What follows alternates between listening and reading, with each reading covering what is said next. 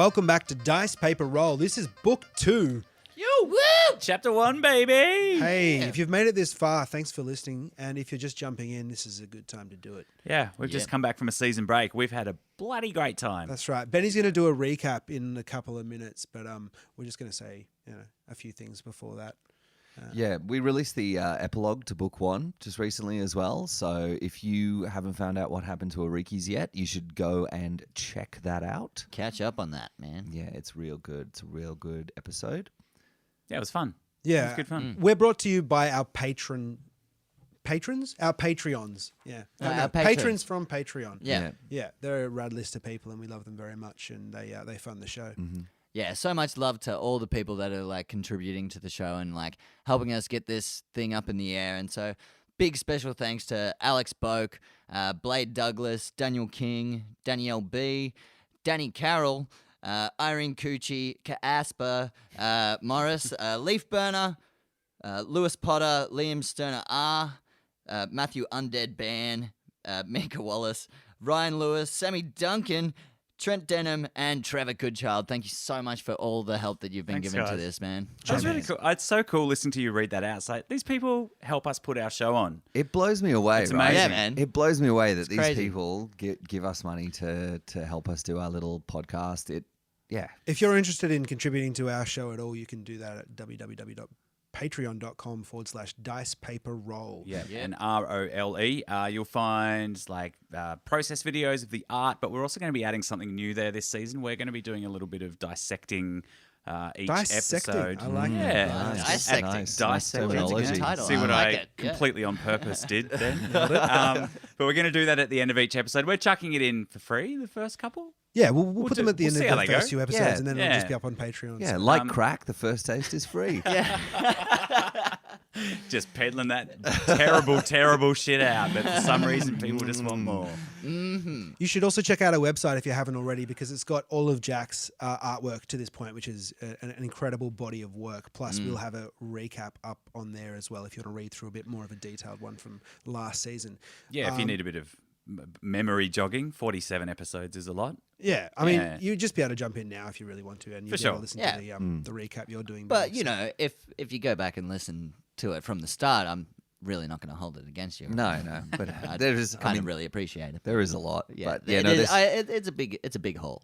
we should probably introduce ourselves, I suppose. Yeah, yeah. for new listeners especially. They're Yeah. like, who are we listening Right. to? Well, I suppose we introduce ourselves and the characters so that they can meet us and who we're playing. My name is Emil, and I don't know. I live here in Melbourne with a bunch of rad D&D playing dudes, and I don't know. I do a few other things, but I play Brackeye, the Goliath Barbarian.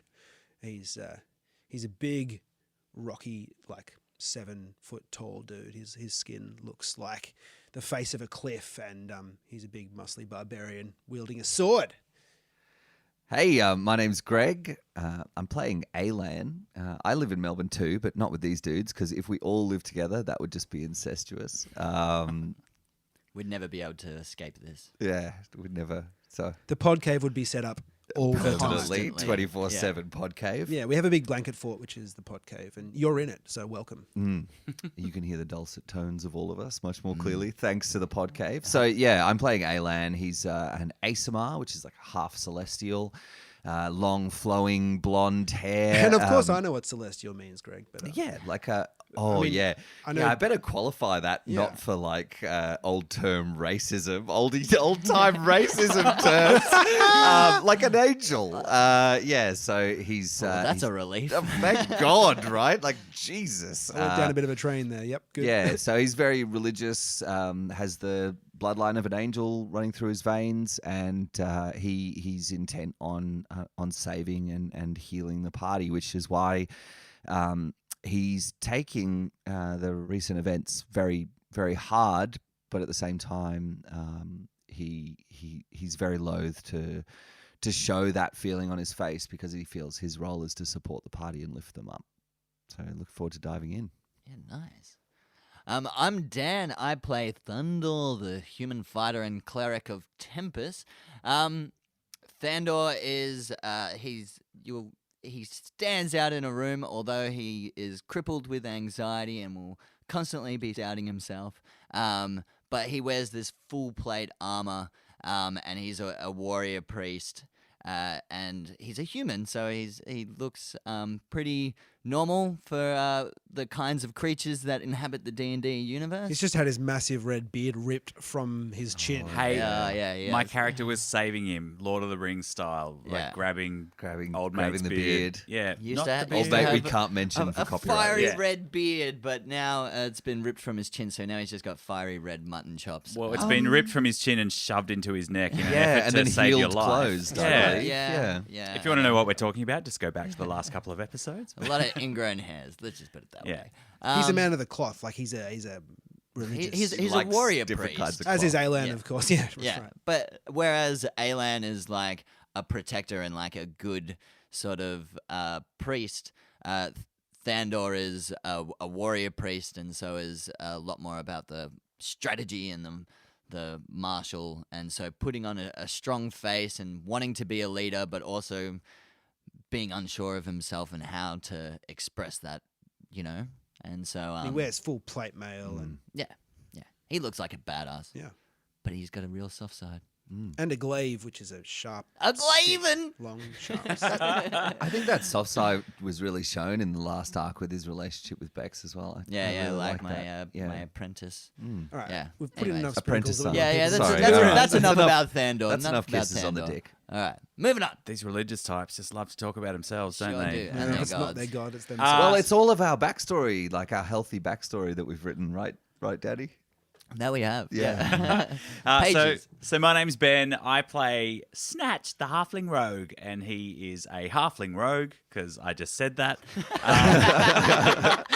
And only now have you decided. Yeah. I've only In just this moment. decided. But look, to try and avoid any kind of original thought, I picture a hobbit from Lord of the Rings. Yeah. He likes food and shiny things. He pretends he doesn't care about his companions, but he actually does quite a lot. He's got a heart of gold.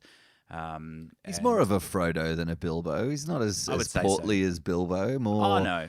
Well, if he more- keeps eating apples, he might Yeah. end up that way. But Well, it's keeping his But he's got a lot of luck on his side, that's for sure. keeping his tract clean with all He those tries apples. to. He's clearing out his tract. It's good to have a He's good going back to Jesse episode Track. 20 or so here. right, Anyway, his luck is usually pretty much on his side until he found a coin, thanks to when Dan was DMing at the end of the last arc. Anyway, gives him a +4 or a -4, depending what face it lands on, and good times. God, I enjoyed that. But if you want to know a little bit more about what the characters look like, do jump online because Jack Yeah. does amazing artwork. It's all up there, so you don't even have to use your imaginations. Hey, you could just follow just us use your on Twitter eyeballs. at Dice Paper Roll, or Yep. on Instagram at Dice Paper Roll, follow or Jack. on Facebook. At JK Crosby, fun Just as well. Dice Paper Roll first. Oh yeah, he's not here at the table anyway. So I also am the dungeon master for our very first chapter of book 2.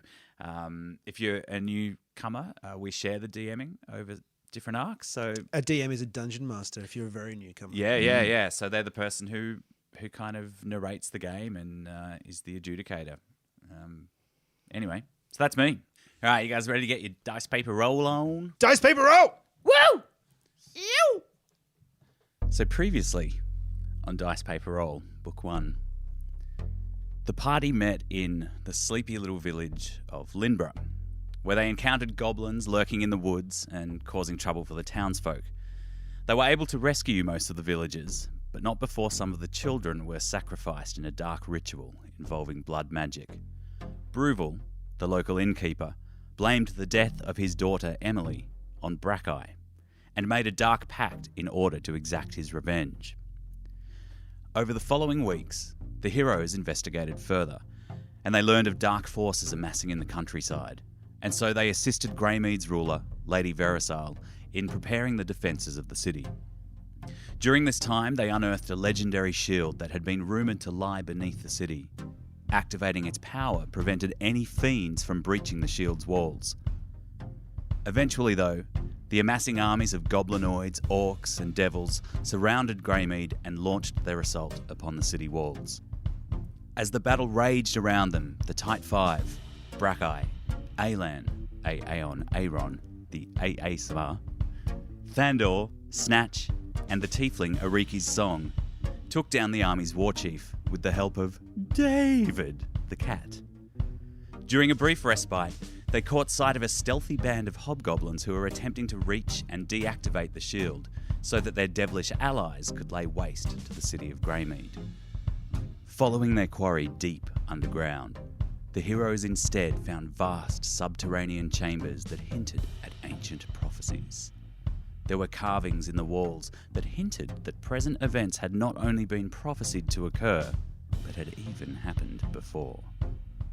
There were also huge statues, a pair of women, one all black onyx, the other white marble, each pushing one half of a large round orb against the others so that they formed one complete sphere being held between them, one half onyx, the other marble. See episode art for episode 42.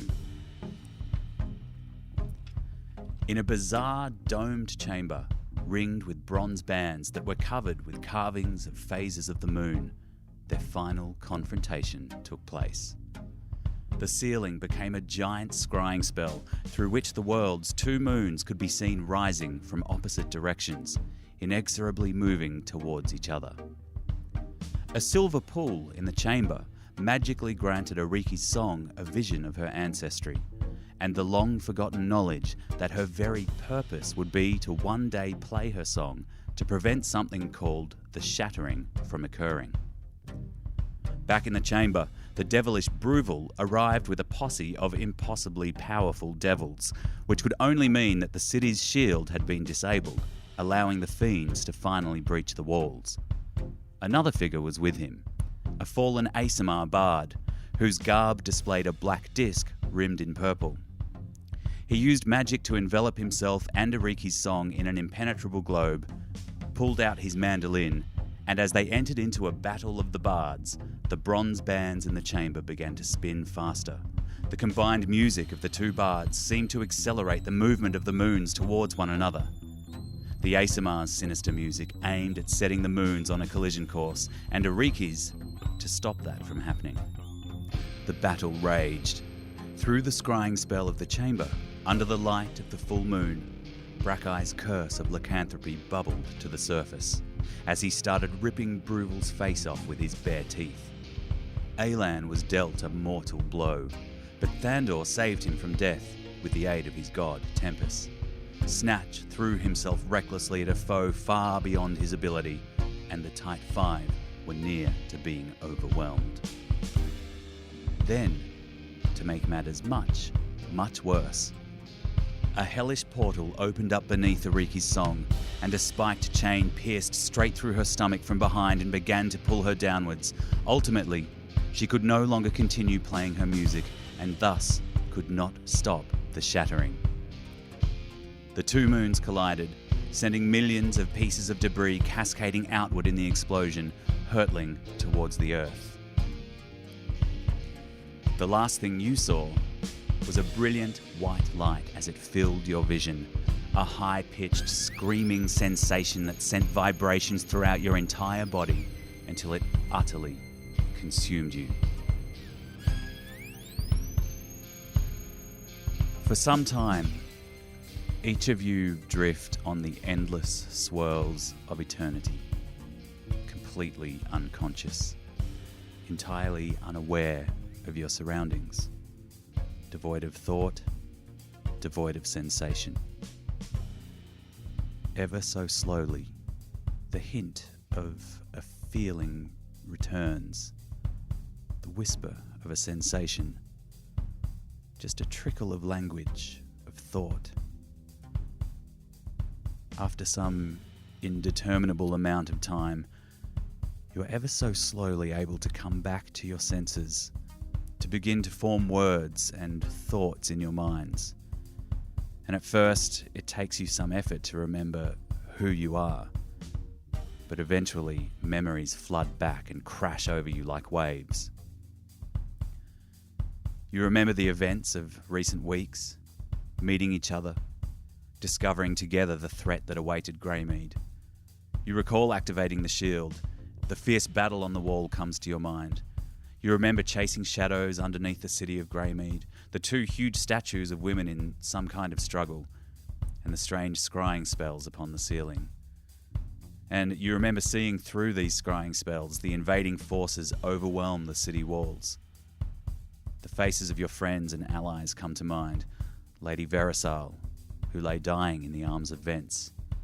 Beldaf, the wizard. Kyrene. Blex Aoki, the warlock. Lasanovich. Thandor's ward, Bex, just a young boy. Canny Darrell, as he fell to his death. Even Casper, the goblin clown. But the face that you remember the most, with a sharp pang of emotion, is that of your companion, Ariki's song. As she looked at you, devilish spike protruding from her gut, dripping in blood, lute in hand, as she strummed a final spell. You remember her being dragged down into a portal below her as all hell broke loose. At present, you can feel a cold, hard feeling underneath you, and you can derive the familiar sensation of stone. Your eyes flutter open. Thandor and Snatch can see nothing but pitch black.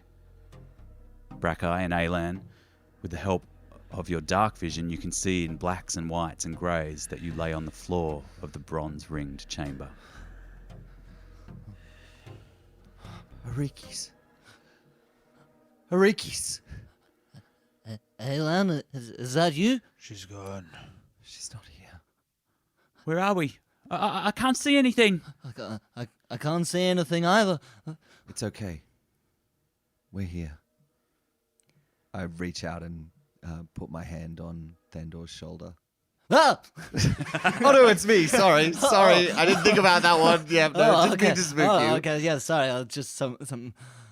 Thandor touches a hand to his breastplate, his full plate armor, and casts light on himself.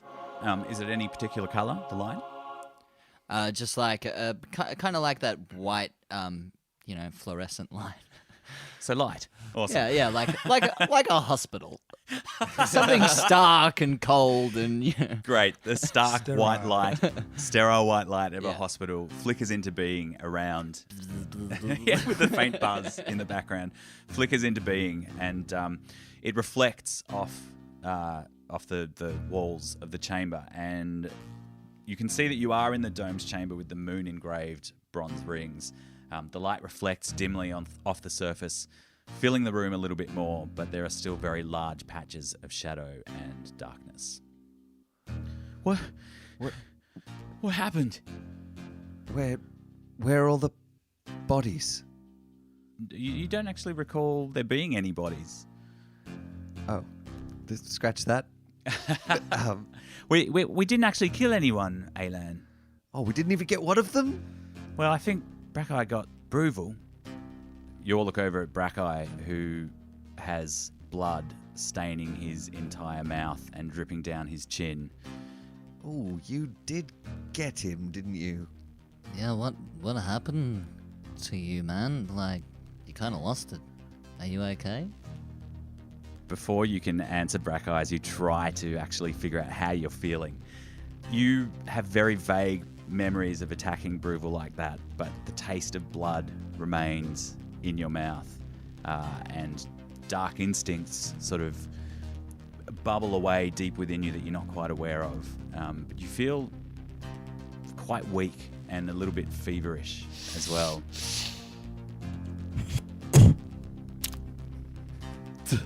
Oh, is that a bit of... Could you do that away from me, please? Was that Bruval?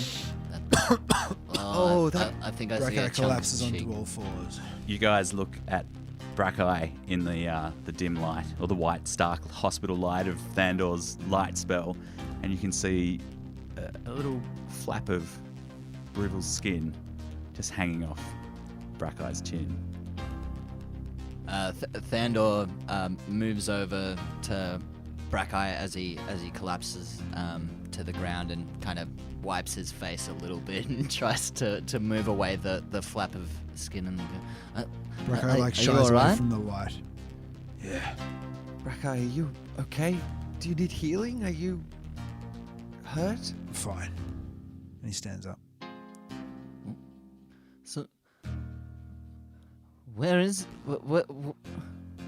what happened? Like, didn't the moons explode? Can I like?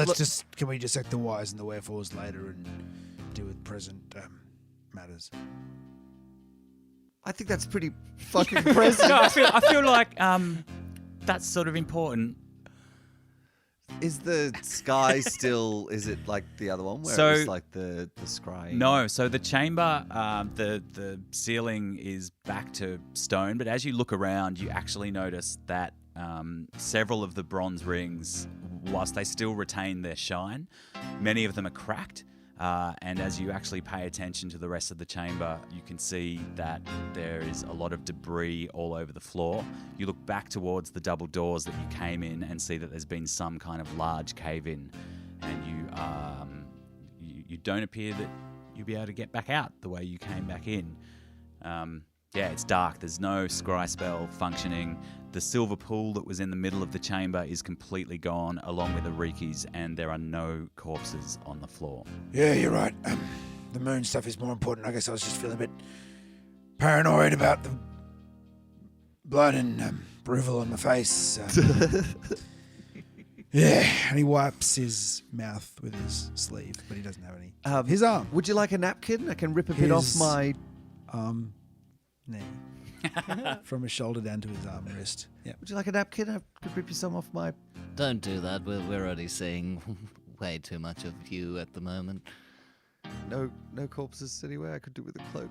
It's getting There cold are in no here. corpses. So when Brackeye killed Bruval dissipated into like a black mist, being a devil, and you guys did not manage to kill any of the other creatures. Ariki's song in her last-ditch effort before she was dragged through the portal did cast a thunderwave spell that sent the fallen ASMR flying back into the huge bolt of energy that caused it to completely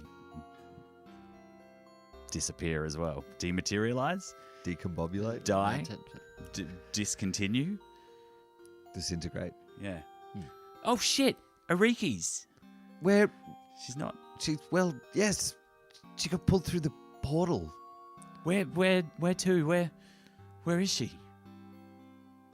Not here. She's gone. Yeah. I don't know. The Thandor goes over to where he estimates Ariki's was pulled through, where the portal was, and just like goes over and just tries to investigate and see if there's anything that's there. Yeah, roll an investigation check for me. Ooh, first roll. First roll of book 2. Yeah. 20. You have a look around the chamber and you pick the spot where you think she was, where she was enveloped in the energy globe against the ASMR, and you can't see any kind of scorch marks whatsoever, actually. You have a good look around. It doesn't even seem like there has been liquid here recently, which is baffling. Well, shit, that's baffling. It was. She left. She was pulled through right over here. I mean, it was. You try to look where you think the portal opened up as well, and you also can't see any kinds of blood spatter or anything anywhere. Can you see anything, Thandor? No. Everything seems really old and dry. It doesn't seem like there's any water or anything from the battle. There's no blood? No, I can't even see that there's any signs of the battle. Well, I'm sure your investigation is much better than mine, Thandor. I thought I was pretty onto it, but No, that was sincere. I'm sorry I didn't come across that way. What do you mean? That can't possibly be. I don't know what to tell you, man. Like, I'm looking around, there's no... Hang on. Thandor remembers that Alan was taken out and crashed to the ground, and revived him and brought him back to consciousness. So he's going to go over to that same spot and see if he can see any signs of blood or anything. Oh, do we have to Yeah, stand great. here? My chest blister is tingling. Roll an intelligence check, just to see if you can kind of remember the exact spot, given the heat of battle. 12. Yeah, you go over to where you think it was, and again, now that you've picked up on it, it seems sort of strange. Yeah, doesn't seem to be any marks, any blood, anything like that. There's nothing here. It's... I'm all out of ideas. I don't know. I'm fucking stumped. As Thandor's like thinking about it and looking around at the room and just trying to like piece everything together, his hand reaches up to stroke his luscious red beard, and goes to stroke his chin and then realizes that he no longer has any hair on his chin and only has his mutton chop. So, And what you do feel instead, down a little bit where your neck is the tuft of beard hair sticking out that Snatch had attempted to stem the bleeding when you... What a lovely neck beard you're cultivating, Thandor. fuck. I got nothing. That's like not an ingrown hair. It's... That looks like it could be ingrown clump.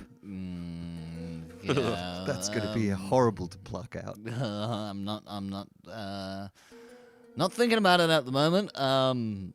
Maybe I could use a healing word on it. I'm really pretty much all out over here. I've not really got much left. Yeah, you guys exhausted almost everything you had in the last 24 hours, not only in the final confrontation that happened in this chamber, but also in the several battles beforehand. So what's everyone's apocalypse plan? Brackeye kind of picks up a big bit of stick and starts, with a small knife, starts whittling it. I've got a couple of apples, but I don't think they're going to last very long. He bites into one. I've got half a water bottle. Hang on. What about you? I don't know. I was gonna trust in Tempest if it ever came to the apocalypse. I thought he'd bring me into the fold and just kind of take me on up, and I'd be like, oh hey, there's my parents. Are you fucking kidding me? Well, that's the good thing about, I guess, following God so closely. You're just never alone, are you, Thandor? Hey, you get it, don't you? Yeah, religion buddies, high fives. You're telling me that none of you, even you, the soldier, have an apocalypse plan? I don't really plan anything personally. Well, I mean, I thought about it, but yeah, I thought Tempest would kind of help me out if it ever kind of came to it, Well, what's your apocalypse plan, Mr. Apocalypse Person? Brackeye continues to whittle down on his stick. It's still absolutely, you can't see what it is by any stretch. It just looks like a stick, but with no bark on it. He spits out another big bit of chunk of flesh. How much have you got in there? Yeah, that's really grossing me out, I have to say. Why are you whittling? It was caught between a tooth. Don't worry about it. Why are you whittling a stick when you've got a great sword? Apocalypse plan. What is your apocalypse plan, Brackeye? Follow me. Okay. Where do you go? Okay. Let's go. Brackeye walks into a tree. Or no. Tree? Walks into a grove of trees. Just disappears into the mist. Yes. Starts drinking moisture out of animal dung and you must be hallucinating because there are no trees down here. It is a stark... Brackeye turns around, expecting to walk into some trees mysteriously, and then kind of stops and scratches his head and goes, oh. Well, there goes my apocalypse plan. it was inspiring but short-lived. All right, well, fuck this. There's still a battle that's raging on upstairs. All right, so we gotta go and fucking help the city, right? Right. So Right. let's the door's all fucked up. It's all caved in, so that stumps me. But Let's have a look for some other way out then. good idea.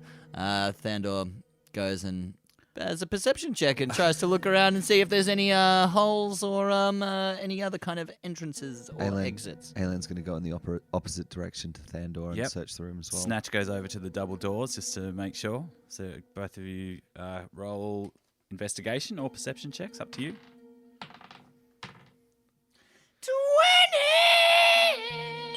20! Nice. That's 20. I booked her. I got 16 on perception. Oh, very good. As Snatch sifts through the rubble over by the double doors and Brackeye stands scratching his head, wondering why there's no trees underground, you both go looking for another way out, and you actually end up kind of hunched over and end up walking towards each other, and you clock your heads right at the same point. Oh, damn. God, you're wearing a helmet. That hurts so much. Oh, yeah, wait. Actually, I'm pretty good. Ow. But then you both start to feel a very faint draft coming from somewhere. I feel it most of all. So you notice a faint draft coming from a gap in between the collapsed stone of the chamber that's behind one of the broken rings. So we're not at like the collapsed part of where the main entrance was. We're just like at another part of You're on the other side of the chamber. opposite. Yep. Yeah. All right. Cool. Is it just like a small slither of an opening? Is it like, or is it something that we can kind of crawl through, or is it something that like we can feel the breeze, but we're gonna have to like dig our way out a bit? You can feel the breeze, but you're gonna have to dig your way out a little bit. Mm-hmm. Yeah. Oh. You want to start doing that? Hey, Brackeye, come over here. You're like big and strong. We gotta get the fuck out of here. You mind giving us a hand moving these this here debris? Brackeye looks over at Snatch, who's next to him, and says, I don't feel so good. Then he straightens up and he kind of walks his way towards where the debris is and where Thandor is, gesturing. Thandor puts the butt end of his glaive into like the crack and then starts trying to lever some of the debris off to one side and like try and make the gap bigger by using his glaive. Yeah, great. Utility. You get to work with your glaive utility, the butt end. And yeah, some of the debris starts to wiggle loose a little bit, and Snatch comes over and wiggles in, and it's like, oh, I think there might be some kind of passage back here if we keep on at this. Alan like busies himself around, but is not very strong or able to move debris very well. So he sort of, while Thandor's moving the ring, he grabs it as well. It's like, yeah, but really has no effect. He's just standing there too, like Alan, no robe. The little kind of torn cloak wrapped around him, like is mostly scorched away. Tied at one side, so a fair bit of leg showing. Brackeye moves heaps of rubble. He tires himself out, just in a frenzy almost. He kind of starts to move faster and lift bigger and bigger things and push it out the way until he's kind of almost frothy in the mouth. Yeah, like a Goliath possessed, you actually do get to work and manage as a team, and with the help of Thandor to actually remove quite a few rocks, and you are able to then dig away at some loose rubble that falls apart, and then you guys find this kind of passageway that you can make your way into. But you are now very worn out, Brackeye, and you keep getting mixtures of between like fever and also chills as well as you continue to have the taste of blood that just sort of hangs in the back of your mouth. Can I do a perception check to see if I can tell Brackeye's not doing so great? Sure. 15. Yeah, you notice that he looks a little bit pale and sort of dark rings under his eyes, and there seems to be sort of, beads of sweat, but he has just worked really hard at lifting a lot of rocks. So watching that sort of frenzied, I just watch with concern. Did you say anything to him, or you just keep an eye on him? Not to him. To look over to at Thandor and Snatch. Yeah, and Snatch. Just sort of voiceless communication that I'm worried about Brackeye. Voiceless communications. In a podcast. On a Yeah. So good. I know. Description of it. Yeah. We share a concerned look. Yeah. Amazing. You do the work. I just thought as well, because you went in a frenzy the last time, you'd actually have exhaustion. You'd have a level of exhaustion. Yeah, that's what I'm playing, bro. Yeah. I know, well, I'm just, in terms of... I thought it was implied. I know, but mechanically... No, it's cool, it's cool. Carry on. Just for all the D&D nerds out What there. about the emotional exhaustion, Brackeye? Have you taken that into account? That's what I'm worried It's about. taking its toll. That was meant to be in a side. That wasn't meant to be in the... Well, now it's going to be in, Okay. Danny. It's going to be in the show. It's canon. Great. So, you share a little look and a bit of voiceless communication. And On reflection, that was not the best call. In the podcast. That's right. I imagine some ER shit where you're George Clooney and looking down hallways and kind of scrubs and stuff. Telling you Let's walk and talk. Exactly.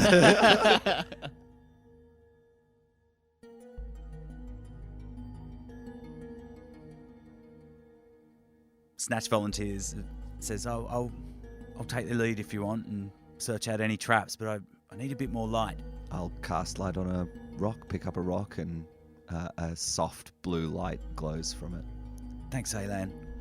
And you see the soft blue light kind of disappear around the corner as he goes to scout for traps, and you hear his voice echo down from in front. Seems to be clear. What do you see? Lots of rocks. Tunnel. Who wants to go next? After you, Brackeye. Brackeye kind of starts to sniff and starts to go. Turns and goes. I'll follow after. All right, well, I guess I'm going on in. So you all, 4 of you, pick your way through the tunnels for what seems to be... Well, it's actually hard to tell how much time passes down here in the relative darkness. But you notice that they seem to have actually been roughly carved out at some point. So they're not natural caverns, but they're very narrow. So it wasn't a main passage of any kind, but it does slope up, and it seems to wind upward in a zigzagging kind of fashion. And you pick your way through the tunnels, climbing up and up and up. It takes perhaps an hour or two, and at some point you all sense a distant rumble and crash in the distance. There's a kind of boom that seems to radiate from somewhere that you can feel through the earth, and the cavern walls around you kind of shake and vibrate a little, and little loose bits of pebble drift down and land on top of you and bounce off your armor. Oh, Thandor. Quick. We have to go and help the city. The quicker we get out of here, the better. Let's go. Go, Brackeye, go.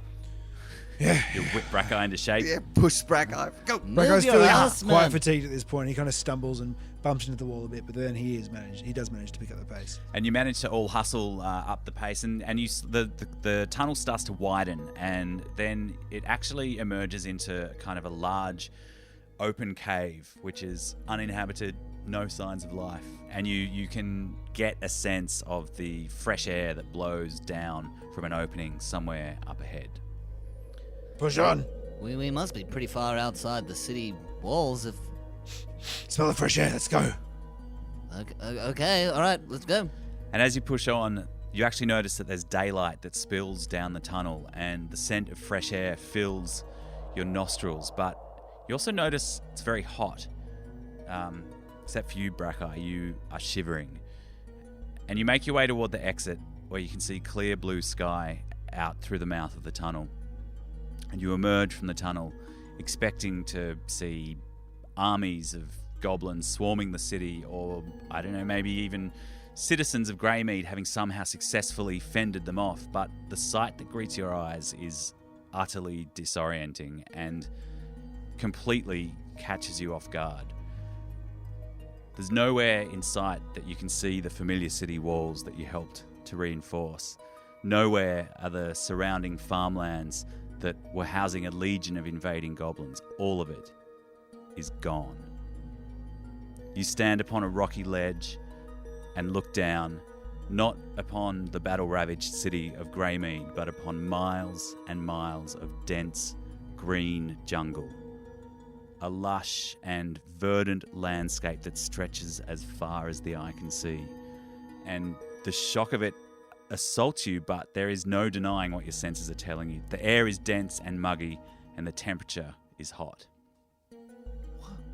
What? Where? By Helm's hairy scrotum, where are we? The stripe of lichen that goes down the middle of Brackeye's head, which is usually vibrant green compared to this jungle and forest and those vibrant colours, is pale and grey, and he looks ill. His skin is looking unusually sallow and his cheeks are gaunt, and his normally kind of rich, rocky exterior looks much lighter and more like quartz than normal. And he drops to one knee. What the fuck? Next to you, your companion, Snatch, in his customary sneaking pants with suspenders and the little bowler hat, puts an arm on your shoulder and says, I have no idea, Brackeye. I have no idea what in the nine hells is going on. Thandor goes up to the edge of the cliff and goes, what the fuck? Brackeye spits out once more and says, well, at least I can use my Armageddon plan. And runs into the trees. No, wait, don't do that! And then trips over on the way because he's so fucking ill and bites the dust. Which is lucky because you're Hard. standing on a rocky ledge on the side of quite a high kind of cliff face. Oh, no. Well, Thandor's going to rush over and try and stop him. It's like, Yeah, great. Is he falling off the edge? No. He stumbles as he gets close to it. Do you Oh. want to roll dexterity? Yeah, sure. Don't roll a 1. It looks like a 1, but it's a 7 on the dice. Just a dexterity check. Yeah, or reflex save, whatever they have in the thing these Yeah. days. This thing that we apparently it's a play. 9. It's a 9. It's a 9, yeah. Not much better. Look, you manage to stumble forward and your plate mail feels heavy and you grab Brackeye by the lichen on the back of his neck and just kind of falls out. pull back. It rips straight out. Brackeye falls onto the lip of the cliff face, but you don't fall over. You just kind of half torso hanging over. Well, I guess the Armageddon plan can wait till tomorrow. I think you might need to rest, Brackeye. Fair. Brackeye, as you kind of admit that maybe the Armageddon plan can wait, you look down at the dense jungle below you, and there's kind of a thought that sort of tickles at the back of your brain that the river system that you can see in front of you looks vaguely familiar as it runs south, and it splits in 2 different directions, running roughly southwest and southeast. And from this height, which is roughly about as high as you would have been atop the keep walls in Greymead, just looks familiar. There's This looks familiar. And as you all take in the sight, 3 of you standing on your feet, Brackeye exhausted in front of you all. Your eyes are drawn skyward as in the sky above, far in the distance, you can see a streak of white light that flashes across the sky, and then another one a few seconds later. And then gradually there are more streaks and flashes of iridescent white and silver that flash in and out of existence, slashing across the sky, lasting less than a second or 2 each, as small meteors enter the atmosphere and are burned up. And this display lasts for maybe a minute or 2, and then just as it seems to be coming to an end, there is an almighty flash that's way bigger than the others, and you watch, awestruck. This one does not disappear as it rockets through the atmosphere, and instead it flickers and shimmers, lighting up the day sky as whatever it is burns up and shoots toward the ground in the very far distance. You hear a dull thud and a boom as it hits the earth. The impact sends a cloud of dust and debris shooting into the air, just visible in the far distance. And then the sky is filled with thousands of birds for miles around, all fleeing the safety of the trees. And that is where we're going to end this first episode of Book 2. So brings to a close the end of Chapter 1, Book 2, Dice Paper Roll. We'll be back with another episode on the 9th of December. So until then, roll on through to the other side. Yeah. Saved it.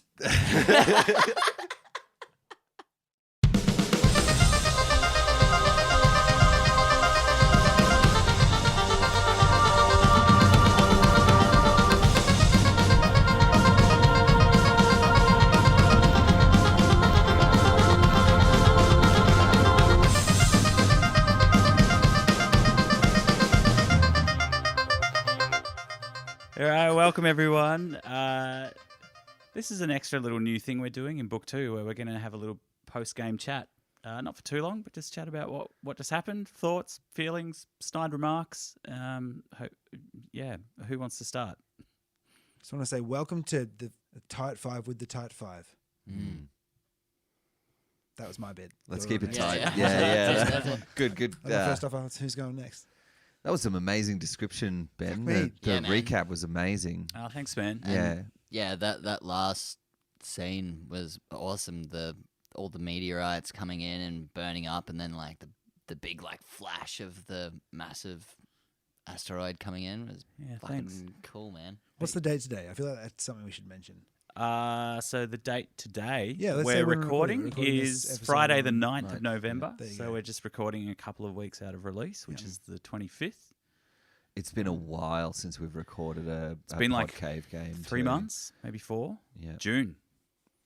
Johnny long time. We've done some live shows, but Yeah. it's great to be back in the pod cave. It is, yeah. The recap was a challenge. I did many drafts where I just was, it started getting really, really long, and I hadn't even finished Danny's first 7 episodes. So I was like, you know what? Let's condense. And It was, Works for milk. I think it works for the. Condensed sweet backstory. how did you feel about playing your characters again after so long? It was like, I mean, it was good. I was having fun being Thandor again after so long, like, because I haven't properly played Thandor since it was like Greg's arc, because he's always been kind of taking a back seat. But it was a bit difficult because we were all in shell shock, trying to like, oh, what's going on here, and trying to work things out in the game and that kind of thing. Yeah, and like it was moments after the end of episode 46, but Yeah. actually months after we last played it. yeah. that was And tricky. and also like that whole kind of like first opening sequence where it's like I'm coming in back into my body and that sort of thing, and I had my eyes closed the whole time during that, and like kind of like pretending that I'm like, oh, I'm Thandor, oh no, Bex, oh, Ricky, oh no, Bex, oh no, like, you know, in my head. You sounded so good. And then like, coming into that room and then it just kind of being like, oh, what the fuck? Like, it was a disorienting kind of experience, because I was trying to be like, oh no, well, I know what's happening here and blah blah blah, but like, It's kind of meant to be disorienting. So I Yeah. guess yeah, exactly. Method man. Spot Method. on. Yeah, Really you could. transportative. Yeah, you could tell how how many things we were grappling with by the length of time it took us to leave the first room. Right. Mm. Well, I thought it was a forest. Yeah. Speaking of grappling with things. Yeah. Yeah. I hope Jack's not offended that we didn't ask about Ariki's much. Well, no, we did, but It's like, getting there. that's a I'm like, slow It's pretty burn. blatant. We You have got other dragged thi- through we a have portal. Very pressing things at hand. Like, Yeah. Yeah, I thought Yeah. about doing a knowledge, like some sort of like arcana or religion check to see if I could think of where she'd gone, but I don't think Alan would want to deal with that straight away either. yeah, like, Bracco's grown up in a very paternal kind of society. I don't yeah, think- he's very Talking about his feelings is right where he's at right now. yeah, exactly. Alan Just needs rip to the face off someone. work that through. I just thought Bracco was pretty sensitive. He is, but Mm. this is vulnerable. Okay. Mm. Yeah. Leave that shit well alone. Well, some feelings are tricky ones to have words for, I think. Mm. Same with stutter. nonverbal communication. That's tricky now. Yeah, that's great call. It's That was like a brave choice. I was a brave Yeah. choice. I was Ben. wanting to to respond to you in that moment, but then I was like, how do I respond in a non-verbal Just give me a nod, mate. way? Come on. I know. Just give us a but, nod. Yeah. Or hard to Thandor winks the eye or something. Yeah. Or a oh.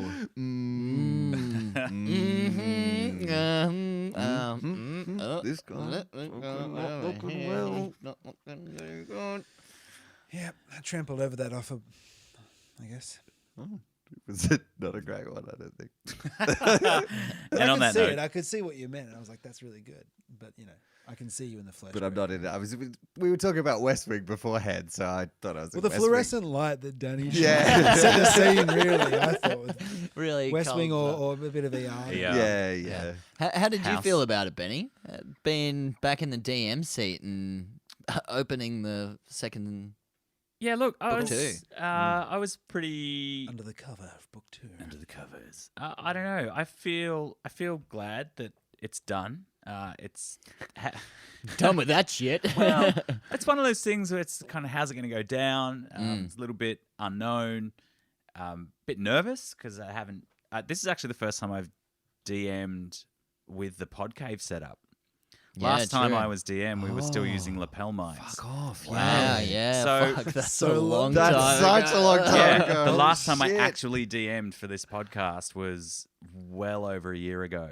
Yeah. And I have done one live show, and I have done, obviously, the Ariki's episode that we released a couple of weeks ago, but we actually recorded that right after we played the last game, so a few months back. So, and that was just Jack. So, I mean... What you're saying is you've had plenty of practice. Yes, I should be better prepared. No, it's weird. No, yeah, no. it's the first time, and it was good. It was good. Just being the DM again, going, I've got to be responsible for moving the story along. But I feel good. I'm ready for the next stuff. I'm excited with what I've got to reveal to you guys. Hopefully you liked it so far. Well, I was like, when it was like the end of the episode, and it's like, you know, there's all of us standing there, and you are serious, like Brackeye, Emil, you are seriously fucked up Yeah. at the moment, and I'm just like literally 2 seconds from being like, I'm gonna pull Brackeye back into the cave, and we're gonna set up a camp and a fire, and we're gonna sit around and get you warm and try and put a damp cloth on your forehead. I've got one. Yeah, no, we're not doing Just the that. one, though. Just the one Just the cloth. one. It is damp, though. Yeah, like that's. I was like, oh, Moist towel, sir. Yes, this You know- is the only one I have. you know how you have those moments where you're like, oh no, don't end now, don't end now. Like, oh, I want to do this, I want to do that. Like that's how I was. Well, luckily we're recording another episode straight away. Yeah. I mean, not straight away. We'll, I know, but now I've just given it away to the listeners. yeah, but, Oh. you know, if Tune they in. If they listen Tune through, in. to see how you execute it. Yeah, tune in a fortnight to listen to the Dan Bragg story. Can't wait to hear Listen these how guys good Dan's camping. move was. Wow. I set up a camp and looked after a guy. I'd really like a mosquito net. It's a bit Boy Scout. I It like is, isn't it? Yeah. It's a worthy. What's the word? Oh my god, you're gonna get your moist rag No, badge. no. Rag badge. What is that? Brackeye Boy I don't even Scouts, want I to don't get know. Scouts, you get Yeah. the You had badges. noble Yeah, I intentions, know. young mountain scout. I know. Why is there a moist? Well, We don't ever talk about Brackeye that. Yeah. could be a scout leader. I can see that. I think on that note, we can leave the listeners to contemplate what the hell we're talking about and Yeah. look forward to our camping stories. You can tune in a couple of weeks. As we said, 9th of December is the next episode, and you can find out what happens. Thanks for listening to the Loose Five. Yep. Better than the fishy 4.